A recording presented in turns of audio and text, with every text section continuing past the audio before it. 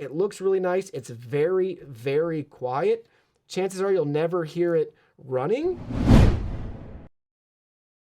Hey everyone, Digital David here. Today in this video, I'm gonna be checking out the coolermaster MasterLiquid ML240 Illusion White Edition. I did receive this product to review, but any opinion expressed in this video is strictly my own. That being said, if you're interested in this product, you wanna find out more about it, the link to it will be in the video description. They walk us through some of the key features. This does include an addressable RGB controller, which is nice. We have two Masterfan MF120 Halo cooling fans, again also featuring addressable RGB, and we have a third gen dual chamber pump design for this unit, helping to make sure everything's optimized for efficiency and cooling. Now let's go ahead, let's open it up and look at the contents. Here are all the contents. First up, you can see we have a product literature here with our warranty info, followed by our user guide and manual. So this walks us through everything that's included, as well as how to get everything set up and installed properly, whether it's Intel or AMD. They walk you through everything you need to know. And yes, this does support Intel LGA 1700 right out of the box for the latest Intel 12th gen CPUs. Then they have your wiring information for you depending on how you want to configure everything. Really thorough, detailed for you. They also have their customer service and contact information. Next, you can see we have our hub right here. We have our two cooling fans, 650 to 1800 RPMs. We're gonna have our beautiful addressable RGB all along the sides, and you can see the back side too. Then we have all of our brackets and accessories. They even include thermal paste for you. I want to point out that the fan cables, which is really nice, they're white if you can see that through the bag. So anything that's going to be plugging into your motherboard or front facing for the PC, or I should say side facing, that's nice that they're white for you. You don't have to worry about them being black if you're trying to do an all white build. So really thoughtful and thorough that they went ahead and gave us some white extension cables for that. And lastly, you can see the cooler itself. This looks so nice. I love the white radiator with the coolermaster logo and branding. You can see our hoses are white as well. So everything's white and gray on here, and it looks really, really sharp. And this is gonna light up for us. And then we can move around at the top, the coolermaster logo as needed. So that looks great. You may notice too, again, the cables are white as well. That looks really sharp. Now let's go ahead, let's get it installed. Now you can see we got our PC built right here. Everything looks great. Let's go ahead, let's look at it up close. Now you can see everything up close, check it out, it looks great. Let me cover some of the light here so you can see the light on the sides of the fans down below. Then you can see on our pump housing right there, everything looks so nice. It's one of my favorite coolers.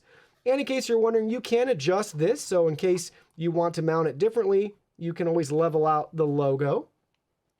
Plenty of room in here. Honestly though, for this particular case, I don't recommend using any AIOs. It's just not the right case for it in my opinion. You have to mount it either here or on the included hard drive bracket, but that's gonna block everything. So if you wanna make it look good, you'll mount it down below, but that's not the best for the cooler's longevity and for heat dissipation. So just keep that in mind, but it looks really nice. It's very, very quiet. Chances are you'll never hear it running.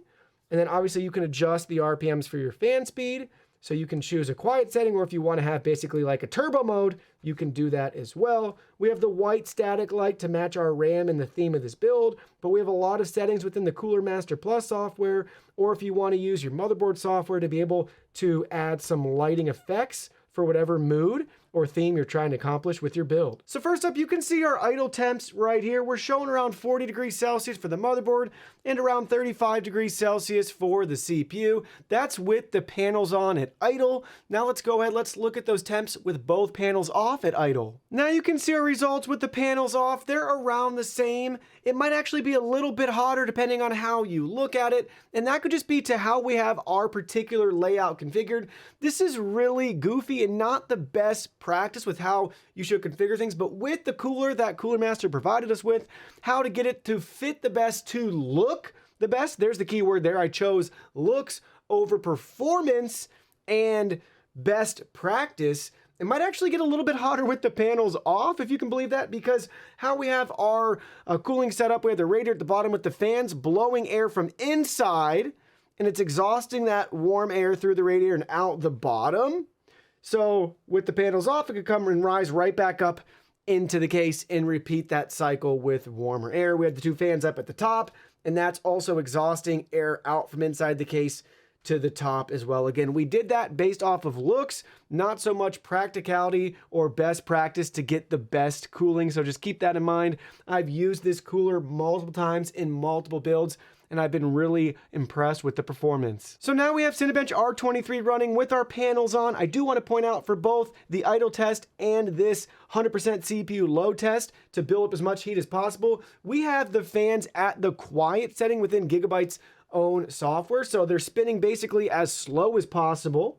So we're going to build up the most heat as possible. So you can see, you know, at the end of the day, what would basically be the hottest temps you get with this case and cooler combo. So we peaked right under 90 degrees Celsius. It held steady at 80 degrees Celsius for a while, and I was really impressed that it was staying at 80, but then it shot up more. It's like, that would be what you would expect, again, given this situation with our cooler at the bottom and exhausting air down and out through the radiator, as well as not having any direct air intake from the top sides or anything like that. And these two fans up top exhausting out, which really aren't doing much at all, since there's really no warm air coming out here. It's all coming out the bottom from our radiator and CPU. So worst case scenario, you will see something similar, but chances are, depending on how you configure your build, it will be substantially cooler. I would say I would expect around 70 degrees Celsius probably be what you would peak at. And you can see even right now, after this thing's been warmed up for over 20 minutes at our 100% load, our temps have continued to drop and our CPU's at 65 degrees Celsius. So we peaked right under 90. It held steady for a while at 80, but again, that's with really low fan speed settings. So we're trying to make it difficult and hard for the PC, CPU, and cooler to cool, and it's doing a great job in my opinion. So I'm really impressed with the thermal performance given the uniqueness of this particular build and how we put everything together for looks as opposed to performance.